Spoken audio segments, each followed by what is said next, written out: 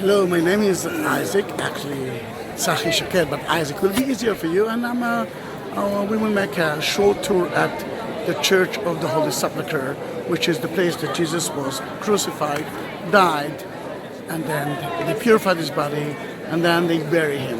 There's so many places there, I won't be able to show you in that movie all of them. Some of them are closed, some of them are open.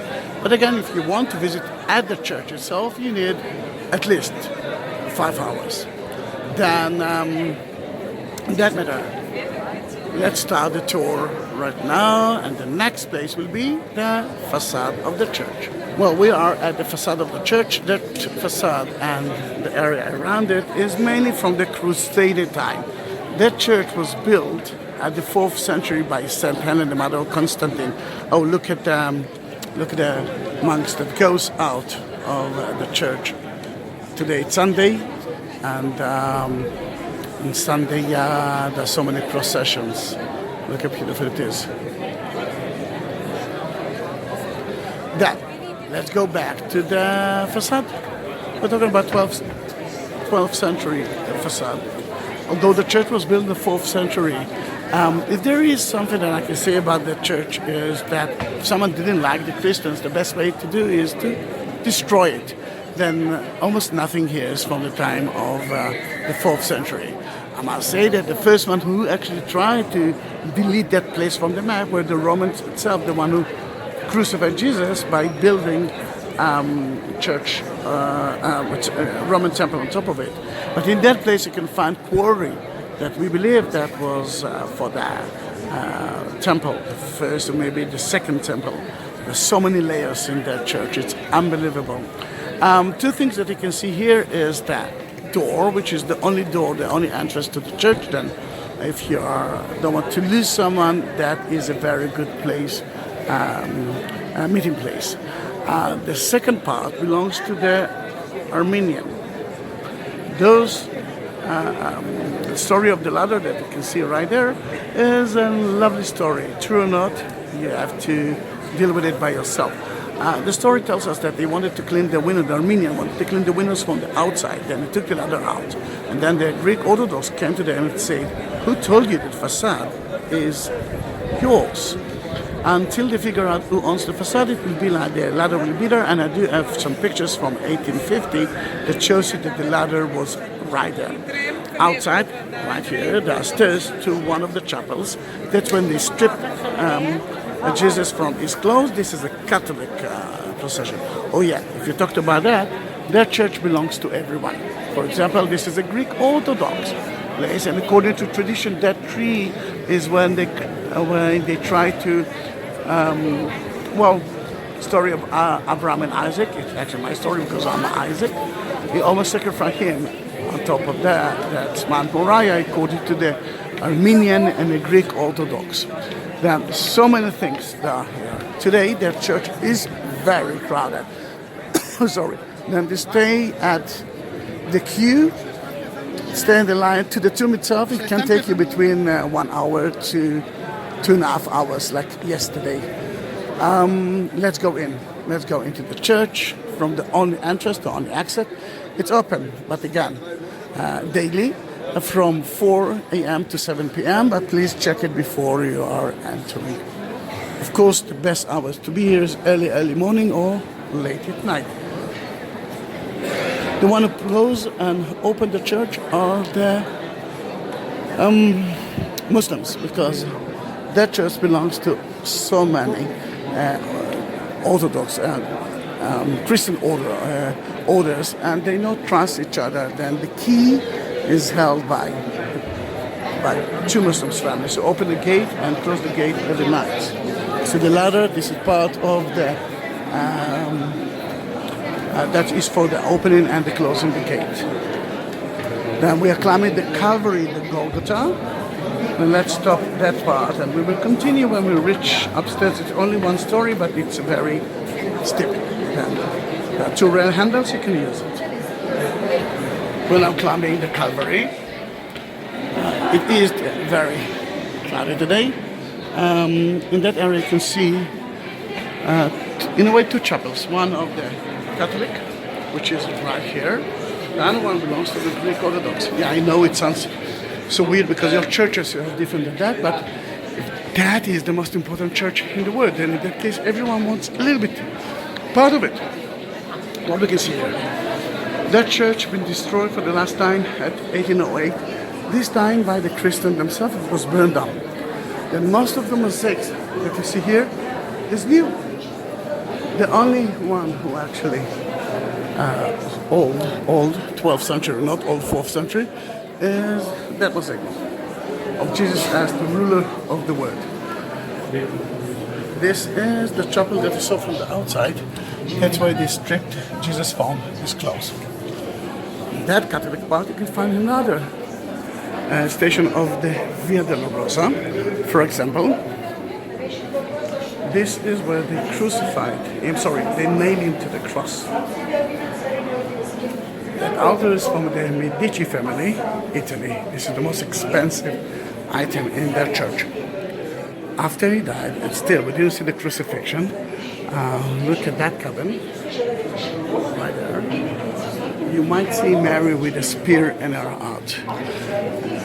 When Mary was at the temple, the presentation at the temple, Saint Simon told her that the sun will die in front of her eyes, and it will be like a spear will enter to her heart. And in that case, that's now we can see better. Let me see. All right, here it is. That's right. Let's go to the most important place in that area, and that is already at the Greek Orthodox side. That's where they crucified Jesus. This is the crucifixion place. Right here you can see Jesus on top of the cross. It's very difficult to see it from here. You can see the sinless Jesus from Nazareth, King of the Jews. Let me see if you can see it. Yeah, you can see it. To the right you can see John. To the left you can see Mary. While Jesus was on the cross, he asked John to take care of his mother. That rock is actually part of the Golgotha. That's why we climb on top of it. According to tradition, it was crucified on top of it, although the Bible never mentioned it. What the people are doing? This is the only place to touch the bedrock of the Golgotha. Then they are reaching the hands and put it in there and blessing themselves by that. Again, Greek Orthodox chapel and Catholic chapel. The way out is not the same. And let me show you where is the way out. The way down. Let's continue with the tour. And here it is. This is the way down. I will wait for you down there. And see you in the bottom. We are already there. Remember, that is where we used. And that wall is new. But the mosaic wall is amazing. It actually tells you the story of the church. Then, what we did is, we've been at the Golgotha. Look at the skull, right there. We will actually go into the chapel later on, which is where the two people are standing. And we will talk about it, but that's later on. Then after they crucified and he died, as a Jew, they had to purify his body because that's what the Jews are doing until today. And it's not to powder him, no makeup, because the family wants him anymore. They will put him in a shroud, and then they will bury him in a cave that Joseph of Arimathea gave to him. Now, where is that table? That table is right here. For me, you can see the entrance and you can understand where it is, or the exit, which is the same. For me, this is one of the most, if not the most important place, because if the naked body of Jesus touched that area, it means that that place has been blessed. You can see that so many people are bringing things from home or buying so many things, and they want to put it there and to bless it, because let's face it, the cross that you can buy everywhere, but the cross that been blessed on that stone is something totally different. Amazing, isn't it? And let's continue, because from here we can see the Armenian chapel. Even the Armenians are here. You can see the Holy Fire. If you're Greek Orthodox, you can understand what it is, but the Holy Fire, if you're not, the Holy Fire is actually an Easter time God. Jesus sent it to us through sky, and then we are lighting the candles all here through that, and bring the candles with you and bless it. Some people actually taking the candle with them. That is where the three Miriams, according to the Armenians, watch the crucifixion. And that is from the Armenian place we actually entering to see the tomb himself. Then let's talk about the tomb in about a minute. We'll see you in the next part of the movie. Now, this is the church. In a way, the most important part for every Christian. That's why you can see the line that here goes all the way around. This is the tomb of Jesus. Now, it wasn't like that. We already know that it was a cave, but that church been destroyed so many times. Remember, if someone didn't like the Christians, the best place to do is to destroy it. Then that site been destroyed so many times, and the site itself is from 1808, actually after that. And you renovated it lately. It took them 200 years to agree to do that, and here it is, already been done. If you've been here years ago, then you remember that there were so many metal things that held it from falling apart, and it was so black. Then here it is. You can see the big rotunda, the big dome above us. You will see the other one. So then the tomb himself divided into two. The first part, where the people are entering, you can see a little bit of the holy fire, the light of the holy fire. That's where the angels took care that no one will steal the body of Christ. The inner part is the tomb himself, and when they opened it in 2017, because they renovated, they found out that nothing is there, because he was risen. And we are Sunday, he might come to us right now. Behind us, there is a beautiful Greek Orthodox church. When that family will gone, I will try to explain a little bit about it, and let's wait for the next part of the movie. Behind me is the tomb of Jesus. And here you can see the second dome, the smallest one, and from the outside you can see the altar. This is the Greek Orthodox Church. Yeah, from time to time it's open, then you can go in. I'm not going into to talk about what is a Greek Orthodox Church and what's the differences, because that is not for that movie. But the most important thing is behind that chair, table, it's a round thing. This is according to tradition, and now you can see it better, the center of the word. Then in that manner, if you go there, make a round tour around the center of the word. Mark Twain was here too, and when he wrote his book in the 19th century, he actually mentioned that the center of the word was more to there, but because the word is shrinking, it actually moves to here. Then the Greek Orthodox Church, let's continue to make a round tour around the church itself, and that's going to be for next. See, that's where the tomb is next. So many things to show you around the tomb himself. First of all, that is a chapel, Catholic chapel, and you can see now Mass right there, Red Sunday. Indoor, that door, there's another part there, and there's another Mass there, again Sunday Mass. You can see the organ here, and that's where Mary met Jesus on Sunday. You can see here. When she came to the tomb, she saw that it's empty. Then she came to here, and she started to look for her master. And then she found a gardener, and that's the gardener that was Jesus himself. Let's continue with that. You can see the line. And 2 weeks ago it was so empty. Now it's very crowded. And take it part of your tour. Then if you want to stand in the line, it can take you 2.5 hours. We're entering to one chapel here around it because that is the only one that opened for us, and it's very important. Then let's go to Joseph of Arimathea. That place belongs to the Syrianic church, and because it's Sunday, you can see that there is there was a procession, a mass there. Usually it's without that decoration. And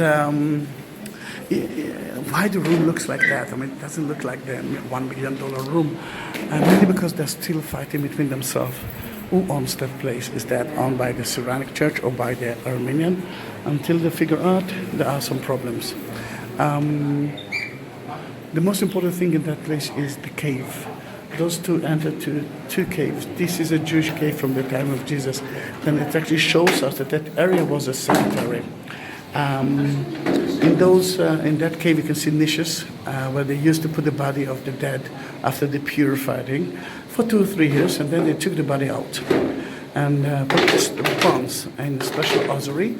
Then they could bury someone else. Now, if Jesus' tomb is there, just behind that wall, and we saw it, then whose tomb is that? That, as we believe, is the tomb of Joseph of Arimathea. Then why Joseph of Arimathea?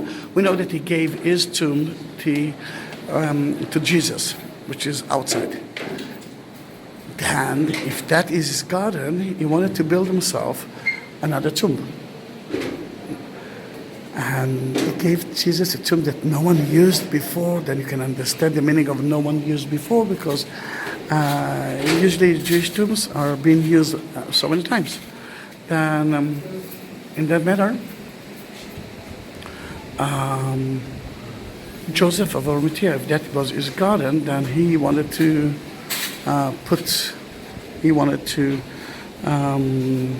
bury himself very close to his master, and this is his own garden. And in that case, the tomb of Joseph of Arimathea, according to tradition, is here.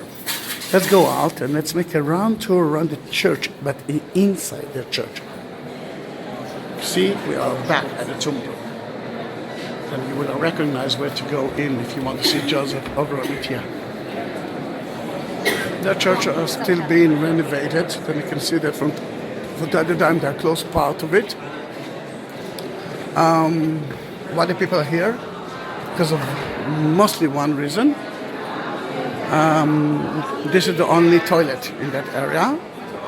And it took them like 10 years to build that toilet.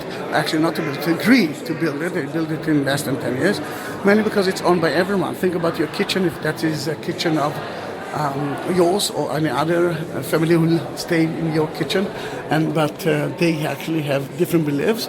I'm talking about, of course, the church, not about the kitchen, but you can understand that according to the Greek Orthodox or to the Eastern Church, that Eastern sits and not Western sits, then a lot of problems.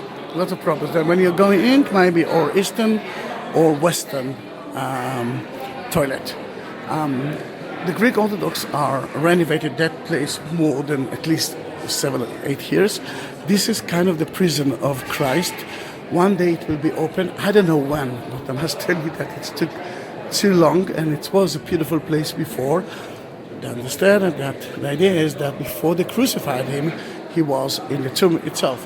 You can see there are so many architecture style here, so many different columns from different times that shows you that their church been destroyed so many times. Then, behind that wall is the Greek Orthodox Church that we saw before, and we're actually making a round tour around it. And there are so many chapels. For example, here this is the Greek Orthodox chapel.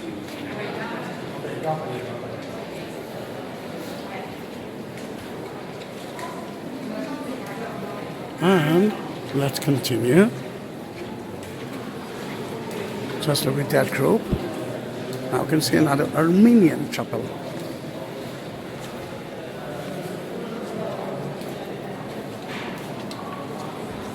And before we will go in, before we go down, I want you to see that there is an entrance. That's going to be the next stage, where we are going to visit the Armenian chapel, St. Ellen Chapel, and the place that they found the cross itself. This is will be the next. Wait for me. Now, when we are going down, you must understand there are a lot of stairs. Then if you cannot do that, if it's difficult for you, then you don't have to do that. On the way, you'll see a lot of graffiti on the wall. So many crosses on the wall.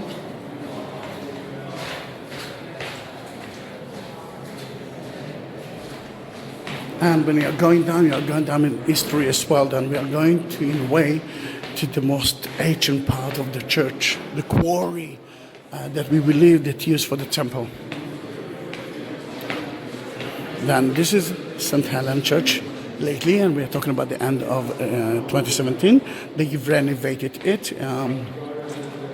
You can see in that area 9 cities that have been destroyed by Ottomans, Turks of today. Study about the genocide that the Turks actually did. 1.5 million Armenians been butchered by them. It's very important to know that it's happened there. Then you can see one of the chapel. If you will climb up to the Dir el Sultan, which is the Coptic roof, today we cannot do that, they close it for a few months, then you will see the dome at that plaza. From that door, and I must say that it will be only few people will go in, you can actually go again to the quarry, but you will see a beautiful boat, painting over boat, and the sentence, "We came to visit you, Lord," which is maybe from the 2nd century. Then if we're talking about 2nd century, that church was a Roman temple. Then maybe 2 disciples came with a boat to here, and they actually mentioned that in that place secretly, that they came to visit Jesus. If that is true, this is the most ancient evidence of the existence of the church before all the crucifixion place, the tomb of Jesus, and the resurrection part. Then that chapel, which is an amazing chapel, and so many stories about it, but I'm not going into it. And the upstairs there, then let's use it if you want to go to see where they found the 3 crosses of Jesus. Then, no, let's keep it like that. We will go together. It's not something like 20 stairs. It's not something to roam on about.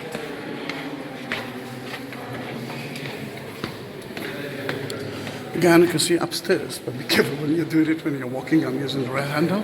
And you can see the bucket holes. Because after they use it as a quarry, they actually use everything that they could for kind of water system. And you can see the plaster that cover the water system. And because there's there's only one spring at Jerusalem, then it was very important to see. To turn them into water system. St. Helen is here with a cross, and when she came to here, I mean, I'm not sure that she actually thought that, all right, I'll build a church here. She went through traditions. Then they took her to that place, and according to the story, that's where she found the 3 crosses. She took a sick woman, and one cross touched her, nothing happened. 2nd cross touched her, nothing happened. 3rd cross, which was Jesus' cross, cured her. Then in that case, such an amazing place. We found here fresco of Jesus. I'm not sure if it's from Crusader time before. Then in that matter, I'm afraid to talk about it. But it's still ancient. We found a lot of crosses lately. Then they cover it. For example, here, they cover it with kind of glass, because it's quite ancient, it's quite important. Yes, now we have to go all the way up. We're using the 1st stairs here, and then the 2nd stairs will bring us to the level of the church, the today level of church, but you can understand that this is the most ancient part of the church. Then I will spare you from that climbing. We'll see you later on. That you can hear it. It's 12 o'clock and the bells after the churches are ringing.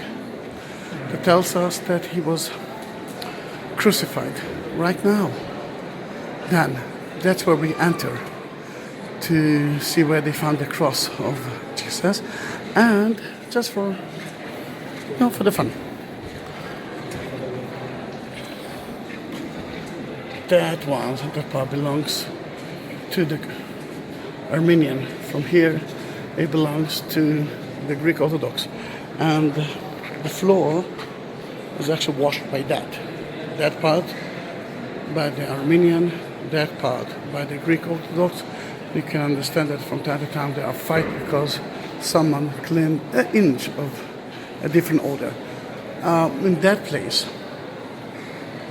according to tradition, and this is a Greek Orthodox tradition in that church, there is another Catholic place that tells you the same story, and a Armenian story. And when he was sitting here on that pillar before they were crucified him, then beautiful small chapel. It's open. If it's open, you can go in, of course, and pray.